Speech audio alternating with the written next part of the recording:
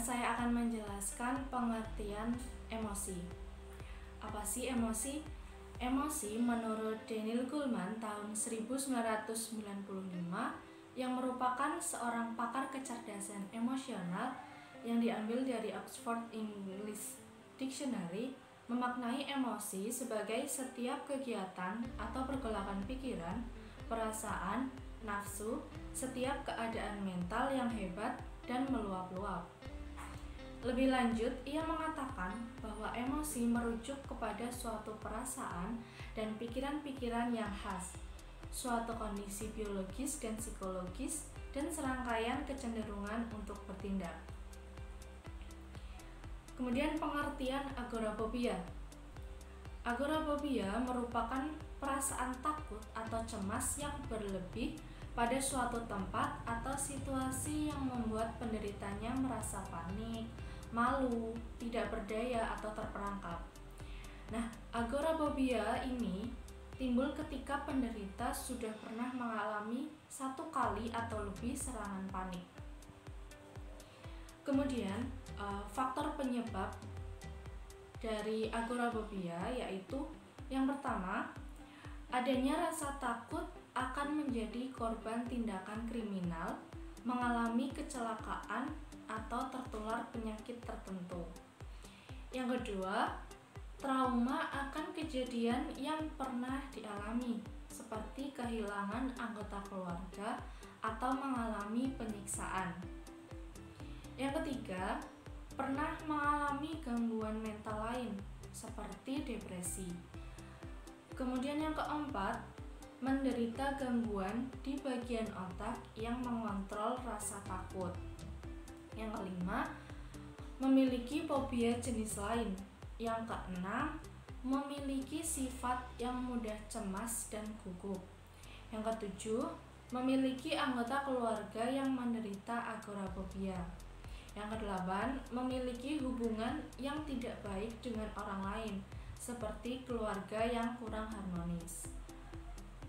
Kemudian, karakteristik dari agorafobia ini sendiri yaitu yang pertama, rasa takut. Rasa takut yang dialami agorafobia akan muncul ketika sedang berada di luar rumah atau di tempat yang dirasa tidak aman, seperti di ruangan terbuka, seperti tempat parkir, taman atau mall, kemudian di ruangan tertutup, seperti bioskop atau lift, kemudian menggunakan transportasi umum, seperti angkot, bus, kereta api, kemudian sedang berada di sebuah pesta, atau sedang mengantri, atau sedang berada di tengah kerumunan orang banyak.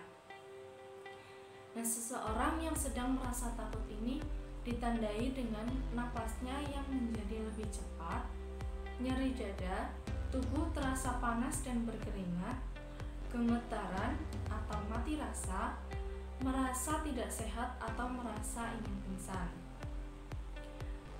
Nah, untuk mengurangi rasa takut ini biasanya seorang agorafobia harus keluar atau menghindari tempat atau situasi yang membuat mereka merasa tidak nyaman. Kemudian karakteristik yang kedua yaitu tidak ingin sendiri. Jadi akibat dari rasa takut atau cemas, penderita agorafobia tidak ingin merasa sendiri, sehingga dia harus ditemani oleh keluarga atau orang-orang yang dia kenal. Karakteristik yang ketiga yaitu terpaku dengan waktu.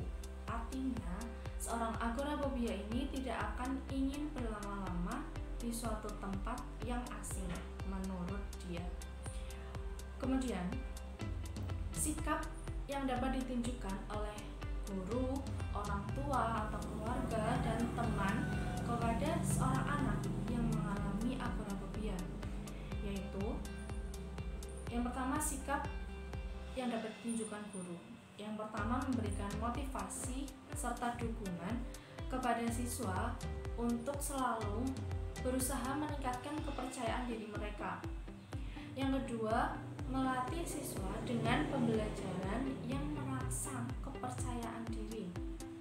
Yang ketiga, memberikan rasa aman dan nyaman kepada siswa saat pembelajaran sedang berlangsung. Kemudian sikap yang dapat ditunjukkan oleh orang tua atau keluarga. Yang pertama, memberikan rasa aman dan nyaman kepada anak.